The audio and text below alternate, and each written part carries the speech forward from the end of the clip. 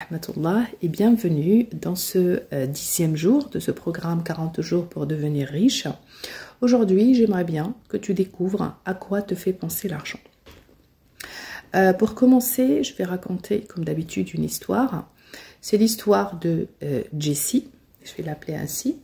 Jessie a grandi dans un foyer dans lequel il y avait un conflit entre sa mère et son père, un conflit permanent, et le sujet de ce conflit, c'était l'argent. Elle s'est mariée pendant des années, son mariage n'a pas réussi et pendant ce mariage, elle était pauvre. Elle a fini par divorcer et juste après son divorce, sa situation financière s'est vachement améliorée.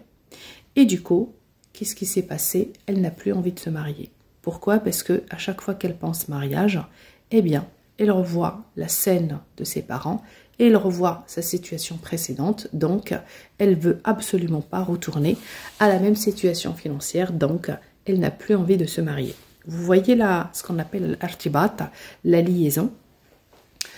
Du coup, moi aujourd'hui, l'exercice va être très rapide et très simple. Je veux que tu découvres à quoi te fait penser l'argent. D'accord? Trouve, je suis sûre et certaine que tu trouveras, mais je veux que tu détermines s'il te fait penser à une chose positive ou négative. Découvre c'est laquelle, d'accord? Et vraiment écris vraiment en détail. Écrit, donc ça peut être un conflit familial, ça peut être un décès, ça peut être vraiment plusieurs choses, hein, donc ça peut être plusieurs choses à la fois et non pas qu'une seule.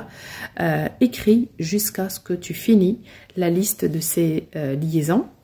Et pour terminer, je vais partager avec vous la sagesse de Joseph Joubert dans lequel il dit les enfants, ils n'ont pas besoin donc de personnes qui les critiquent, d'accord, qui leur disent ce que tu dois faire et ce que tu ne dois pas faire, donc ça relève de la critique, mais ils ont plutôt besoin d'un exemple dans leur vie.